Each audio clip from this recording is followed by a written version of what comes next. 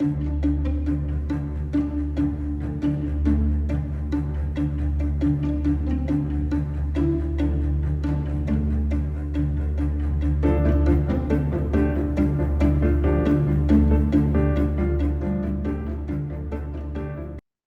back to How to Fix Democracy. This year, we're focusing on democracy in America to help figure out the resilience, the health of American democracy. My guest today is Michael Thorning from the Bipartisan Policy Center, and he runs their Structural Democracy Project. Michael, welcome. Thank you for having me. Glad to be here. Michael, what, in overall terms, is your evaluation of the health of American democracy? The last few years, American democracy has certainly been tested. We've had an election where many Americans came away doubting the results after hearing from their political leaders that the results were tainted. We had an incursion at the Capitol that attempted to disrupt the final counting of electoral votes for president. And, we had an attempt really to legally award the election to the person who lost. And so I think as many Americans are looking around, they're unsure. And recent polls even suggest that Americans are concerned about the future of democracy at levels that they have not been in the past. So while our systems held, the election results were ultimately respected, I think there are concerns about what could happen in the future. You work at the Bipartisan Policy Center. I have to admit, I'm always suspicious of this word bipartisan. It always suggests a technocratic approach to politics, which doesn't always suggest a great deal of respect for democracy. What is the Bipartisan Policy Center, and why do you choose that name? Well, the Bipartisan Policy Center, is an organization that was formed about 15 years ago in Washington, with the hope of bringing together Republicans and Democrats and independents to find consensus on issues that are of major importance to the country, whether it's healthcare or economics, whether it's national defense or infrastructure, and a whole range of other issues. We found in our experience over 15 years, there's actually a lot that Republicans and Democrats agree on and that Congress can act on. Our democracy work has always complemented that in a few ways. We've tried to make our election system more fair, and to also improve the voting experience, to make it easier for voters, regardless of party, to vote. And in that work, we've actually found a lot of agreement across the country, Republicans and Democrats, about ways to make voting and elections work better. Our other work really has to do with repairing our governing institutions. And so a main one that we've worked on is actually repairing the institution of Congress, separate from the policy that they're working on, trying to improve the operations, the resources, the expertise in Congress has also proven to be very effective. There's actually a special committee in Congress right now that's been able to agree unanimously, bipartisan, on more than 130 recommendations for improving that institution. So, I think there are many ways that, that fly under the radar, that bipartisan work can really help get solutions across the finish line. I take your point, but isn't the foundation of American democracy, at least intended by the Founding Fathers, to be partisan? The Founding Fathers recognized the factional nature of politics and indeed of life itself, that we have different interests and we form into organizations, and that should actually strengthen democracy. And I wonder why there's so much concern amongst some people in America that partisanship undermines democracy. I've always thought it actually strengthens it. Well, I think to your first point about the founders, they certainly anticipated the factional and partisan nature of politics, although I think their aspiration was that that would not, gridlock the United States the way they saw it gridlock other countries. Well, they wanted gridlock. That was the whole point of the division of powers, separation of powers, wasn't it? I'm not sure they wanted gridlock. I think they wanted careful policy making and slow policy making. Gridlock, I think, really means nothing's happening. And I think that's the opposite of why we moved from, for instance, the Articles of Confederation to the US Constitution. That's because the founders saw that a government that can do nothing is useless. And they actually needed a stronger national government that could do some things. And so they set up a system that moved slowly, but had the ability to act and had clearer powers. But I think actually in setting that government up, you talk about why, whether or not the founders wanted something like the idea of bipartisanship. I think the founders did want people of different views and people with different interests to come together and find solutions. And I actually think our Constitution demonstrates that. If you look at the way we had fights at the Constitutional Convention over whether our system of government would favor small states or large states, and the very premise of our government is based on a compromise, some call the Great Compromise, that set up a system that both represented the views of states and a system that represented the population as a whole. And so, we at BPC, we are, not, here to suggest that people shouldn't belong to parties and have strong viewpoints. We just want people to bring those viewpoints to the table when we try to enact major policy in this country. Michael, you're the director of the Structural Democracy Project at the BPC.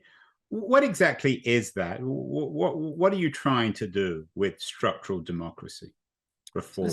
This is a new effort that we just launched that is coming out of our years-long work on democracy in the United States.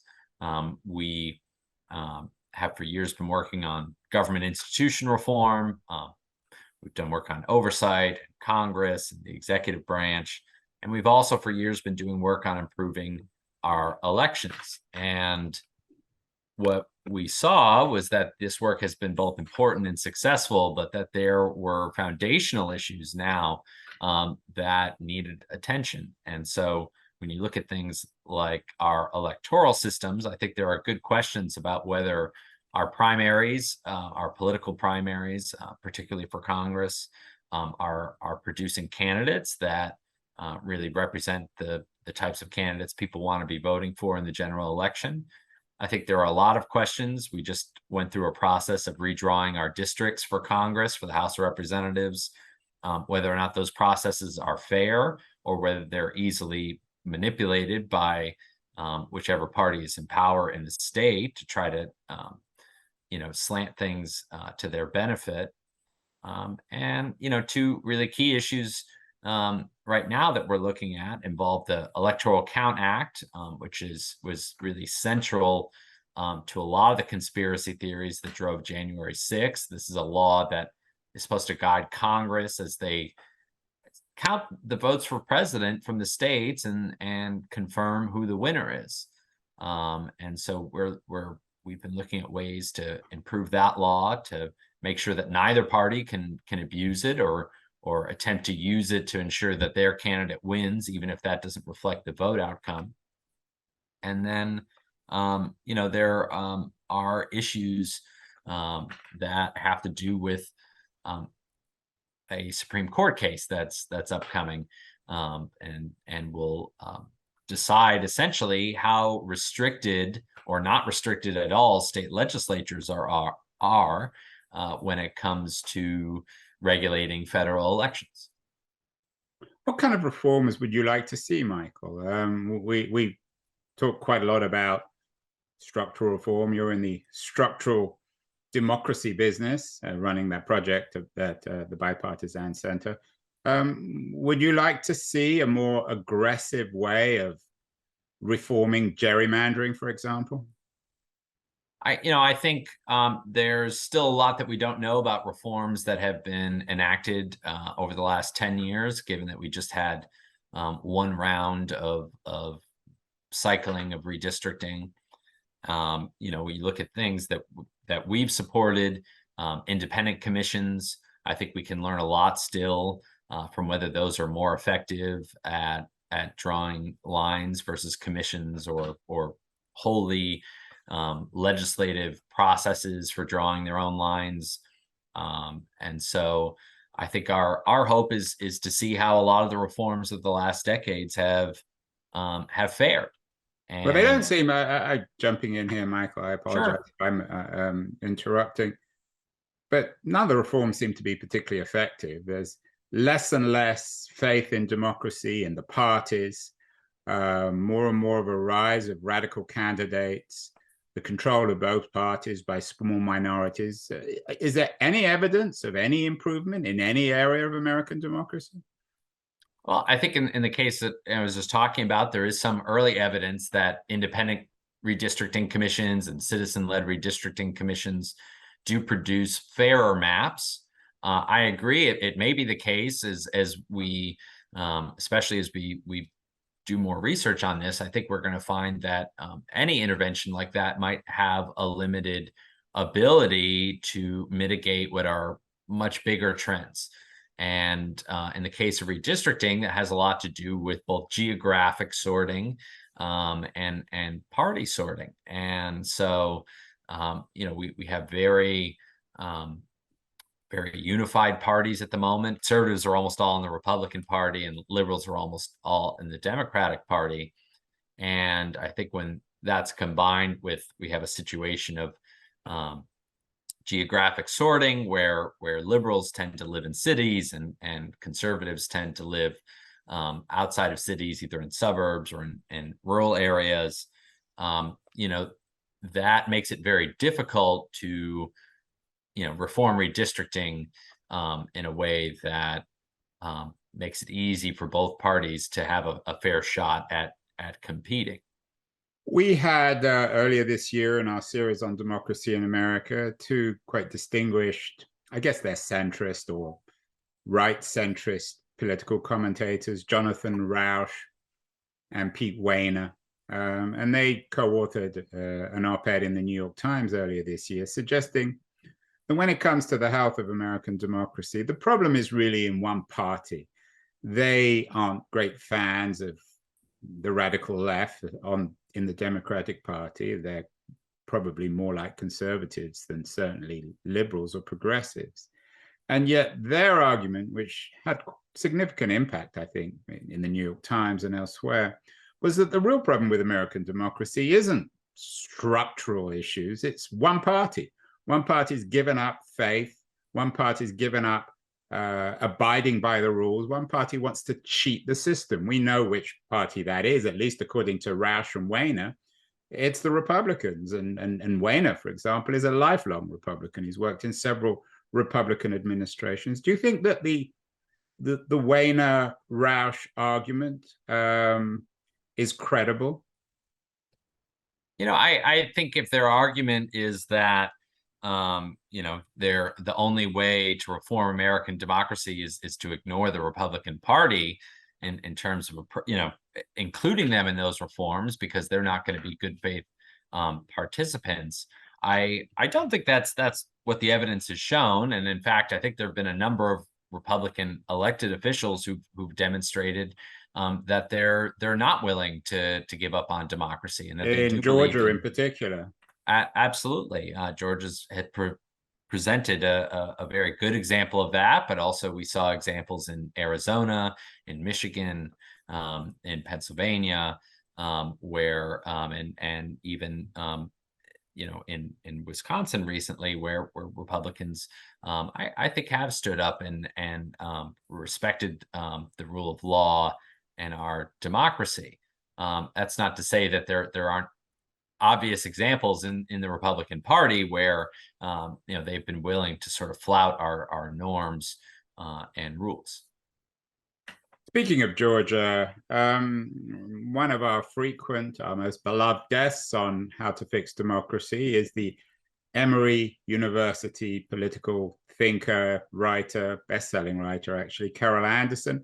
Her new book out, or one of her latest books, is One Person, No Vote. She's very critical of the way in which she still sees a lot of the American electoral system as being biased against African Americans. We also spoke to Andrea Young at the in Atlanta, who also works in the same area. What's your take from the structural reform of democracy when it comes to race? Are there issues in which the system seems to discriminate against Black people? No doubt there are instances where people of color are at a disadvantage. A really I think groundbreaking report that we did on voting lines. This was pre-pandemic when voting lines were a much bigger problem. Made very clear that the people most affected by having to wait in line to vote are people of color and people who are low income. I think we've seen a lot of evidence that both confirmed by courts, but also in some cases confirmed by officials themselves through recordings or released emails and text messages, that they certainly have no problem considering race and attempting to disadvantage people of color as they draw lines for districting. It's hard to ignore that is definitely going on. So I think one reason for that is that and this is in the evidence for polarization, is that there is a major shift in the country on our racial politics, and Democrats are largely seen as the party of people of color, and Republicans are largely seen as the party of white people. I think those are of course, generalizations of the entire parties, and we're talking about complicated national parties. You may have regions where those descriptors don't hold up, or they're challenged. But we do have a very racially polarized politics at the moment. On your structural democracy project page, you talk about free expression on campus. This is, I guess, using your language, a bipartisan issue. The left accuses the right of censorship. The right accuses the left of censorship. But it seems on campus, given that universities tend towards the left, tend towards progressivism rather than conservatism, it's a bigger problem on the left. Are you concerned in terms of the health of American democracy that there's formal or informal censorship on campus, that people, particularly conservatives, are not able to speak, don't feel comfortable or perhaps even safe speaking?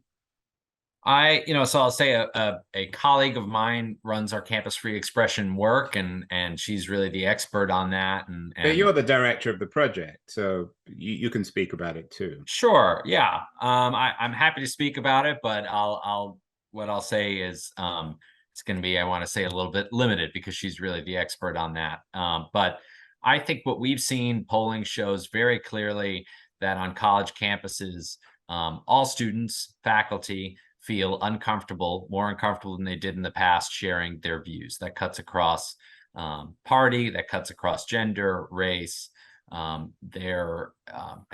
ideology separate from party as well.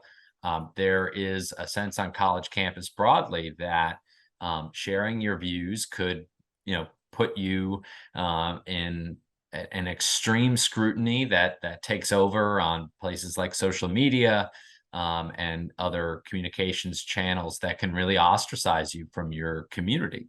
And so I think, whether it's more conservative or more, liberal, it may depend on the college campus culture itself. Most, as I said, I mean, most colleges are dominated by liberals and progressives rather than conservatives. So it seems to me, if it is a problem, it's more a problem on the left than on the right. A problem in what sense? Of who is doing the people censoring, who are doing or? the censoring are the left, and the people who are uncomfortable speaking are conservatives. Well, like I said, I think the research shows that it's not one-sided. And so I'm not sure that's the case. Your structural reform page also covers a lot of big issues pertaining to not just American democracy, but American society, inequality, the healthcare system, urban-rural splits. What are the bigger issues in your mind as the director of the Structural Democracy Project that strengthen or weaken democracy in America? Should we be concerned, for example, about reforming the healthcare system, about challenging much of the economic or cultural inequality in America today? What concerns you most? Like I have colleagues who work on healthcare reform itself. I think, in terms of whether or not we are able to meet the challenges of our healthcare system, I think has to do with whether we have a functioning democracy. And that mostly has to do with our governing institutions. Can Congress itself both identify and agree to solutions that are going to improve our healthcare system? And those can have very, the outcomes can have very divisive effects. I think we know that, rural healthcare outcomes are much worse. We also have a polarization along rural versus urban lines, that when people are not seeing good outcomes from their government, they tend not to trust their government, and they may blame the people in power for the fact that they don't have as good of a healthcare system. And so I think those kinds of divisions can add to the political divisions that also fall along different geographic lines. Is that a bipartisan take, though? I think, and isn't that the problem with the idea of bipartisanship, that nothing is really bipartisan? That Republicans might accuse you of being on the left, that radical leftists would say that you're a centrist, that one can never really escape ideology in any analysis of democracy, America or otherwise. I don't know that bipartisanship itself is an ideology. I think bipartisanship is a way of getting things done. Well, I think that's my point, is that everything is ideological. So the idea of getting beyond ideology is itself a kind of ideology. I'm not sure I agree. I think it's much more tactical than it is an ideological,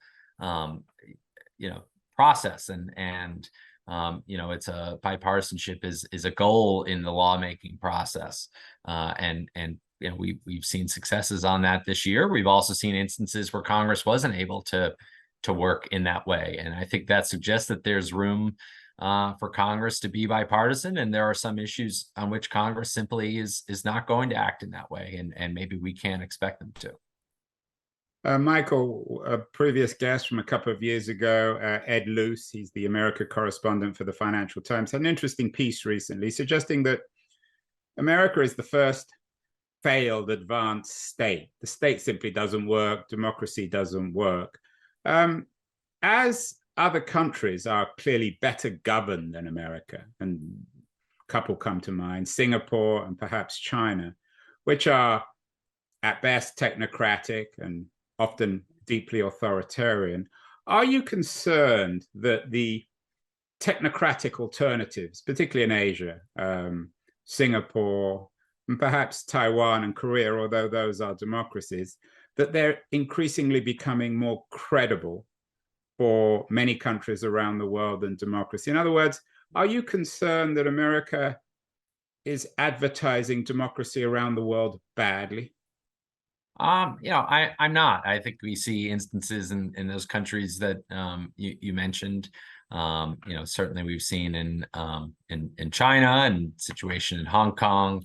That people have very strong opposition to some of the way that their country is set up, to their lack of freedom, to their lack of participation in their government. Democracy has always been challenged by the fact that it's a difficult governing system, but I think the people who live in them generally believe that they're worth that cost. And so you know, is democracy ever going to be as efficient as an authoritarian regime, or you know, a centrally run government? You know, I don't think it will be, but I think the quality of life of people may be very different. When you say quality of life, what do you mean? You mean freedom of expression?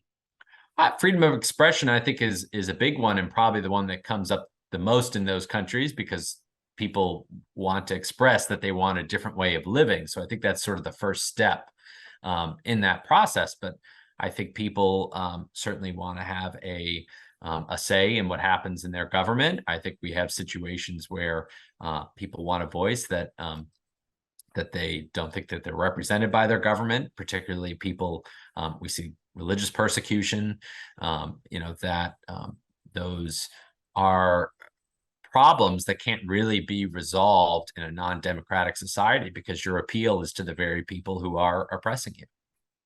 Although supporters of the Singapore system would suggest that they have a one-party democracy, a one-party technocracy, a wise rule, a smart city-state. It seems to run pretty well. It's a very rich country. In contrast with China, they don't put most of their citizens in jail, or they don't run slave labor camps. Are there models for technocracy that could work, that are indeed, to borrow your language, bipartisan, kind of democratic, but also efficient? I don't think anyone really is seriously considering a bipartisan approach to technocracy in the United States. I think there's a lot of popular opposition to that idea. You know, there was actually just recently in the New York Times an article about former President Barack Obama's political ambitions. This relied on a decades-old manifesto he'd written with a friend, and he even, you know, decades ago was skeptical of the idea of technocracy, even though he was often accused himself of being a technocrat. I think you know, what it comes down to really is you can have an element of technocracy in democracy, but a country you know, that relies on it entirely, I think eventually has many of the complaints that we see in the United States today. I would say even complaints that you know, have been raised recently by you know, former President Trump, that essentially you know, placing you know, certain economic outcomes as you know, being recognized by experts at the height of what we want for our policy outcomes, versus you know, considering what Americans, you know, might need. For instance, you know, I think questions around trade and the North American Free Trade Agreement and jobs. You know, many people, I think, fairly and voters look at something like NAFTA and free trade and recognize that it really had a detrimental effect on their communities, that people lost jobs. And I think the result is they look at that and they say, well, we were failed by the experts. We were failed by the technocrats. They said this was going to work out. And, oh, if it doesn't, there's going to be a job retraining program and we're just going to fix this for you. I think they felt very left behind. So I think there are limits to that, you know, kind of system. Well, let's end, Michael Thorning. Let me give you one wish as the director of the Structural Democracy Project at the Bipartisan Policy Center. What one reform would you like to see in America? A doable reform, a coherent reform of the system to strengthen American democracy in 2022 and onwards? A very doable reform, and I think one that is going to happen, I think very much needs to happen before the next presidential election, is that Congress needs to reform what I mentioned earlier, the Electoral Count Act, to really clarify a lot of, I think, baseless theories about how that law works and our process for selecting the president works. You know, we had a situation where people wanted one person, the vice president, essentially to make a decision about who would be the next president. And I think that's very dangerous.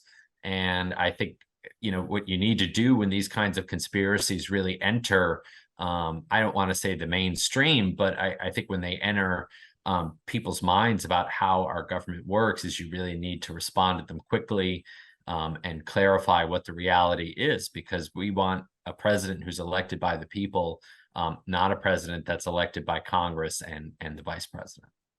Well, Michael Thorning, the director of the Structural Democracy Project at the Bipartisan Policy Center. Real honor to have you on How to Fix Democracy. Thank you so much. And I'm sure as our series continues, we will return to you and your wisdom. Thank you. Great. Thank you, Andrew.